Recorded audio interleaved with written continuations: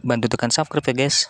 Ada sebuah komunitas yang berada di pedalaman yang biasa kita sebut dengan kata suku pedalaman. Ternyata setelah ditelusuri, mereka ini hidup tidak kenal agama. Tapi yang mereka anut adalah ajas kemanusiaan. Komunitas suku ini ternyata warganya tidak pernah kelaparan.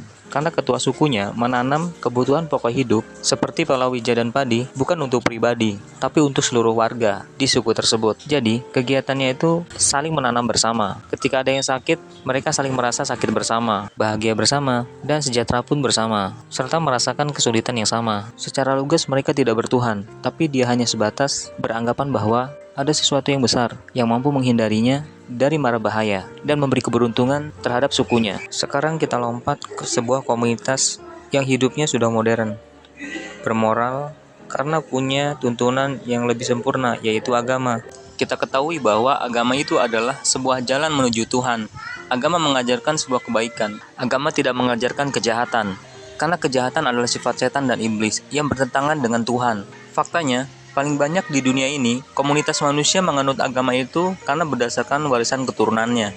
Misalnya orang tuanya agama A, maka anaknya juga ikut agama A. Ketika nenek moyangnya menganggap api adalah jahat, maka generasi keturunannya pun akan demikian. Anak menerima ajaran agama sejak kecil, tergantung apa yang diajarkan dan menjadikan apa yang diajarkan adalah sebuah kebenaran. Berjalannya waktu, menyesuaikan kondisi pikiran yang berkembang, banyak informasi yang masuk ke kepala si anak. Beranjak dewasa, banyak hal yang berbeda dari pemikiran orang lain yang harus dia terima sebagai sebuah kebenaran. Ada yang beranggapan bahwa api dan air adalah teman. Masalahnya kadang, informasi yang baru dia terima bertentangan dengan ajaran yang diajarkan sebelumnya, waktu dia kecil oleh keturunannya. Akhirnya, timbullah sebuah pilihan. Apakah bertahan pada pemikiran yang diajarkan keturunannya, atau mulai mencari pemikiran lain yang dianggap lebih benar daripada ajaran keturunannya. Lalu, suatu hari terjadilah pertengkaran antara orang yang menganut pemikiran A dengan orang yang menganut pemikiran B. Mereka berdua orang yang memiliki Tuhan yang sama, tapi mempertengkarkan sebuah arti definisi agama Tuhan. Si A beranggapan harus mengikuti Tuhan itu begini, tapi si B berkata bahwa Tuhan itu begitu. Dan akhirnya mereka berdua jadi berakhir bermusuhan. Si A dan si B akhirnya saling tuduh, menganggap keduanya telah melanggar keaslian agama. Yang A dianggap menambah-nambahkan ajaran yang tidak diajarkan agama. Yang B dianggap tidak melakukan ajaran yang diajarkan agama.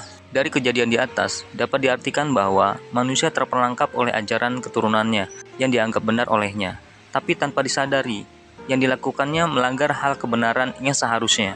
Contohnya aja, antar manusia rela memutuskan tali silaturahmi demi ego argumentasinya. Mereka berdalih untuk membela agama yang benar, padahal dari semua orang selalu beranggapan dirinya yang paling benar. Jika dirinya memahami siapa dirinya, yang dirinya adalah hamba yang hanya fokus pada perintah Tuhan atau Tuhannya, seharusnya dia fokus pada lakukan perintah Tuhan atau Tuhannya saja, dan tidak ada kepentingan apalagi sampai bertengkar pada sebelahnya.